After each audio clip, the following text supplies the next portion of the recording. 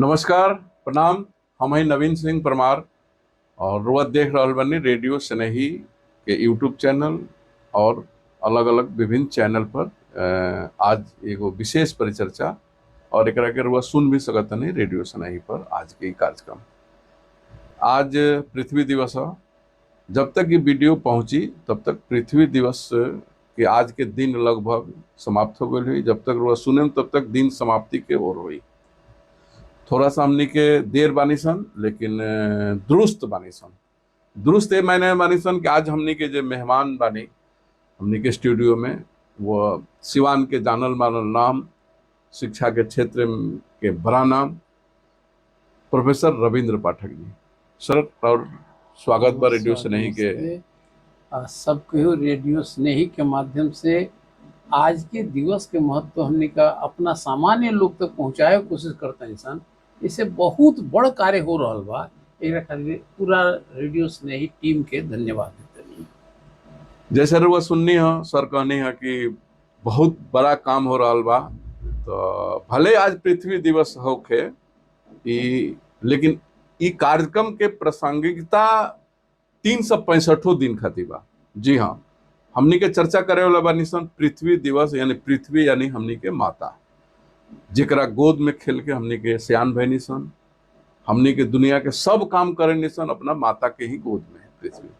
और पृथ्वी यानी हमनी के माता के जीवन संकट में बा। और आज के हमनी की परिचर्चा के सर विषय भी ये रही कि ये संकट से उबारे में एगो पुत्र के नाते हमनी के का भूमिका हो सकता। तो सर से हम सबसे पहले जाने की चाहें कि संकट का बा। संक्षिप्त में सर मतलब बताएं कि संकट का बा। ये संकट के हमने का दो रूप में देख सकते हैं इंसान। एगो विश्व जौन आज पृथ्वी दिवस मना रहल बा जी। विश्व का नजर में कि पृथ्वी एगो ग्रह नक्षत्र के स्थिति बा। यही के भारत के ऋषि परंपरा का कहलस, माता भूमि पुत्रो हम पृथिव्या। हमनी के धरती नियर संबंध नहीं के, माता पुत्र नियर संबंध बा। ये जीवन संबंध के भारत जेंगा महसूस कैलस, ओमे एगो सावधानी का नाते कहलस जौन कि सब यज्ञ केहू करे कोनो क्षेत्र में कोनो उपाय में वो ये मंत्र जब पढ़ल जरा, ओम देव शांति अंतरिक्ष गोम शांति पृथ्वी शांति। शांत रहो ताकि एकर जौन चक्र बा जब शांत बा तब वो एगो बायो जियो केमिकल साइकिल कहता। ये जो जीवन के संरचना में महत्वपूर्ण भूमिका निभावेला एक चक्र जी। ये चक्र चलता तो हमनी का इस समय में नहीं आवत। बहुत गर्मी के दिन जब बढ़ी पहले तो नदी में पानी के मात्रा बढ़ जाई, ग्लेशियर पिघल जाई जी। आज ए बेरा ग्लोबल वार्मिंग से ग्लेशियर सुकड़ रहल बा। भविष्य के कैसन संकट हुई पिए वाला पानी भी समझे के लायक बा। अगर ये गर्मी बढ़ रहा बा एकरा कारण धीरे धीरे हमनी का क्लोरोफ्लोरोमीथेन्स कहनी सन, जौना के वजन फ्रिज एसी वगैरह में इस्तेमाल होला, ओकरा कारण ओजोन टूट रहा बा। जितना रेडियो एक्टिव रेज बा वो धरती पर आवता, ये आसमान हवा भी हमनी के संकट के कारण बन जाई। वही नते धरती में अकेले प्लास्टिक के कचरा इतना ज्यादा बढ़ रहा बा कि वो डिस्पोजेबल बायो माने डिग्रेडेबल नहीं खे, अब घटन ओकर नहीं खे होत। ऐसे वो धरती के भी जिए लायक ना रहे दी। तो धरती में हमनी के जल के, वायु के, भूमि के तीनों के संकट बढ़ रहा बा। अगर ये उत्सव मनाओ तनी सन हमनी के जाने खातिर जरूरी बा कि हमनी के भविष्य के पीढ़ी के स्वस्थ निरोग रही, ओकरा खातिर धरती के उपयोग नहीं सन बंद कर सकत। लेकिन बंद करे में और का कर सकत तनी सन कि इहो हमरा बाद वाला पीढ़ी खातिर भी उतने स्वस्थ प्रसन्न करे लायक रहो। तो उपाय हमनी के करे के बा। आई भारत एक प्रयोग करके देख चुकल बा। जैसे हम चाहेम कि हमनी के जे भी श्रोता दर्शक बा ओकरा भाषा में ही बतावल जाओ कि हमनी के कौन कौन ऐसा काम करी सन, जैसे हमनी के जन माता के ऊपर जन संकट आइल बा उस संकट से हमनी के उबारे में सहयोगी बन पाई सन। तो ई पहले तो माता शब्द कहते सन तो हमनी के एगो और इहो शब्द समझे पड़ी भारत के अर्थ में। जी। ये अंग्रेजी के मदर के ट्रांसलेशन माता ना जी हो। ना। हाँ। इस शब्द आइल बा मातृ, माँ मने होला मुझको, आ त्रि त्राण दे आंतरिक दुखों से। तो ये आंतरिक दुख का हो। तो अगर लड़का का भूख लाग गइल बा ओकर आंतरिक दुख बा, मातारी अपना दूध से पहिल का पोषण कर दिया, ओकर दर्द दूर कर जी। दिया।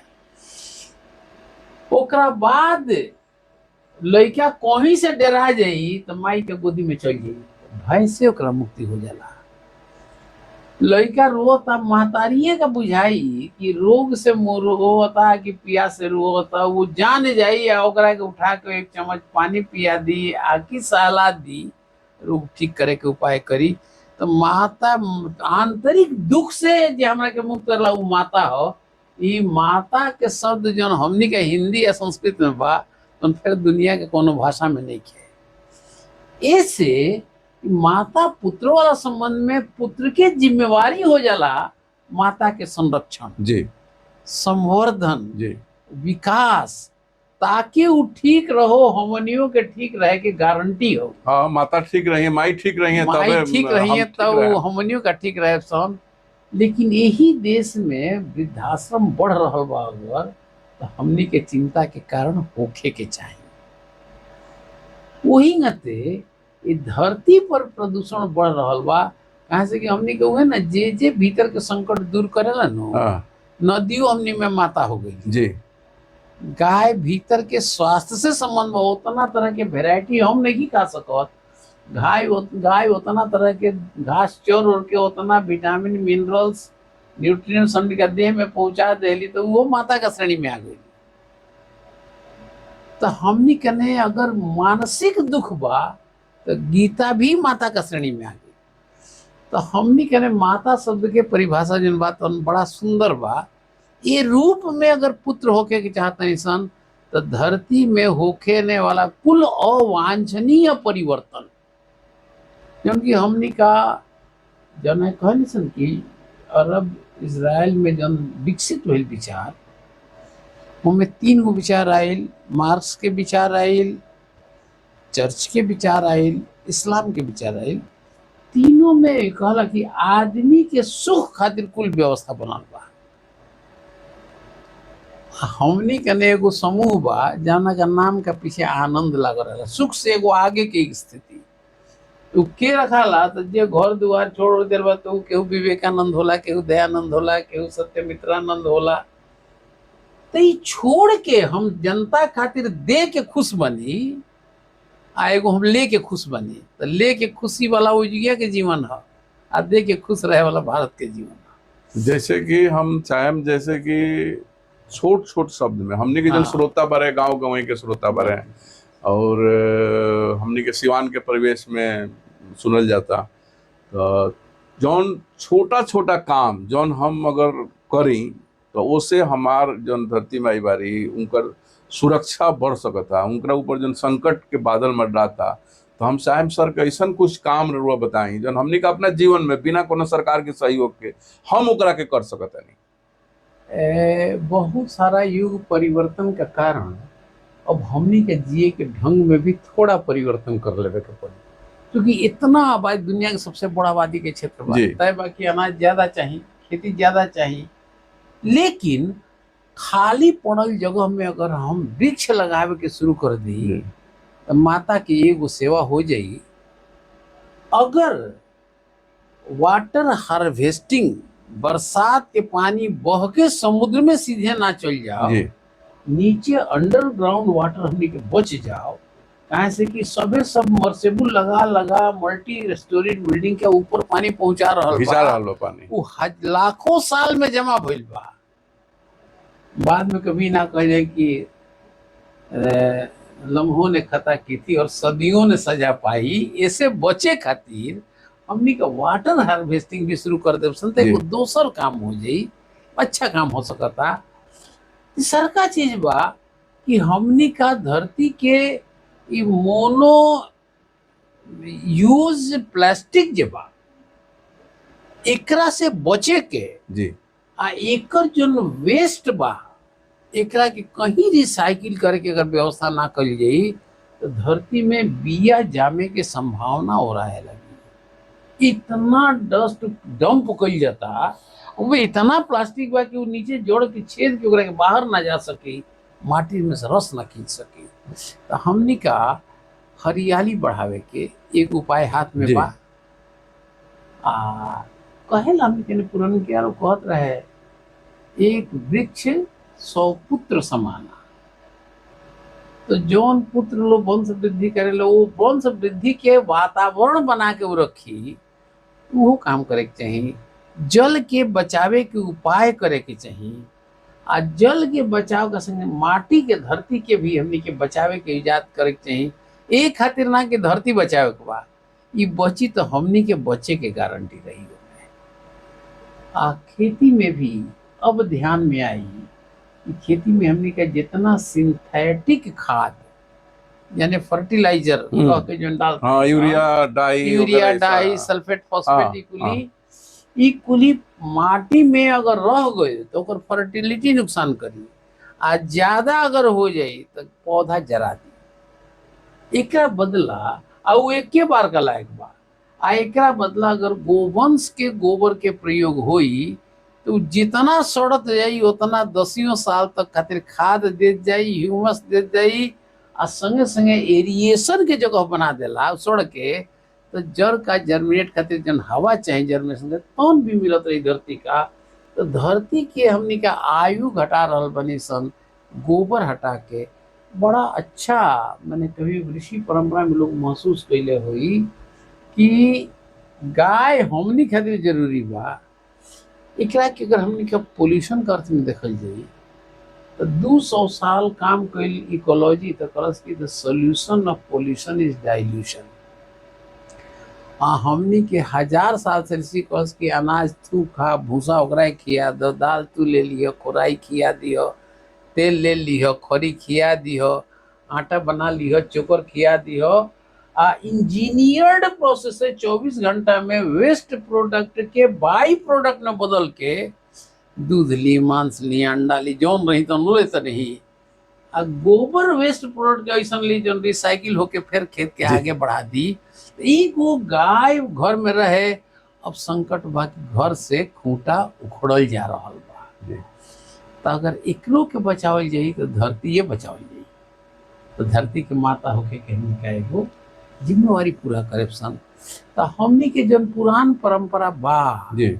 वो परंपरा में जौन बेकार हो गए लोग तन भले छूट जाओ, लेकिन वो आधुनिकता के प्रवाह में जौन काम के चीज छूटता तो ना के बचावल बड़ा जरूरी बा। इससे हमनी के धरती के फिर पुत्र कहवाए के नाम तो हो गई भारत में कि पुत्रो हम पृथिव्या कह देनी सन, लेकिन इस शब्द का अर्थ आ क्रिया में बदले के आवश्यकता बा ताकि परिणाम बदल सके अंत में। एगो जैसे कि प्लास्टिक के हमने कभी चर्चा करनी है सन, प्लास्टिक के थैला वगैरह के जौन हजारों साल नेखे गलत वैज्ञानिक लोग कहता।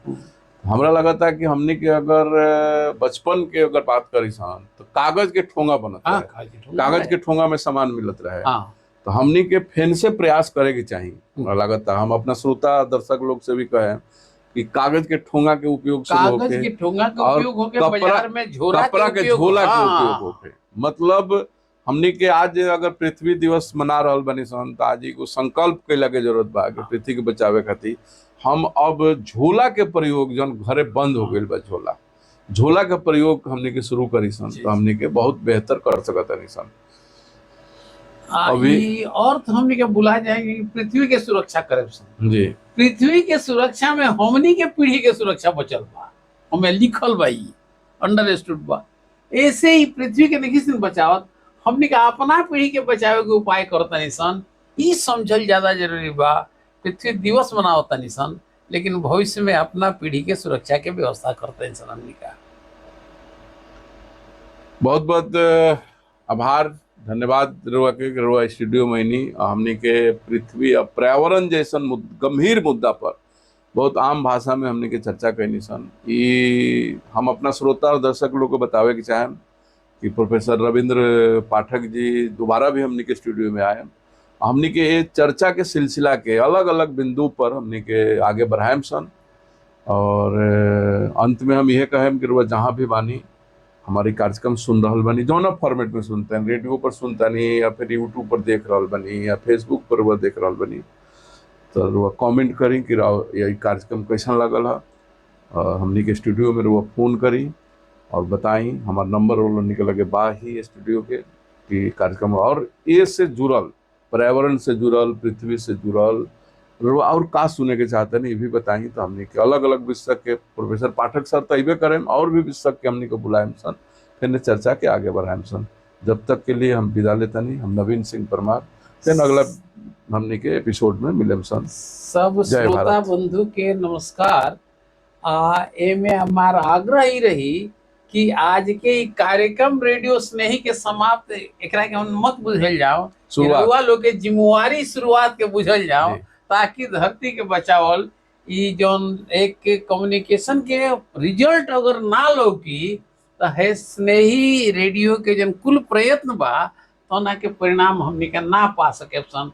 आई आयोजन के खातिर रेडियो स्नेही के पूरा टीम के बहुत बहुत धन्यवाद देतनी कि पृथ्वी दिवस काहे मनता एकरा खातिर हमनी के अगर देख ली सन तो भगवान भारत में जन्म दिले बड़े तो विशेष एगो जिम्मेवारी बा कि हमनी का धरती के माता मान के चलतनी सन। ऐसे अपने माता के खुश रखे के हमनी के उपाय कर ले सन तो पीढ़ी हमनी के आनंद में रही। शुभकामना के साथ प्रणाम। नमस्ते।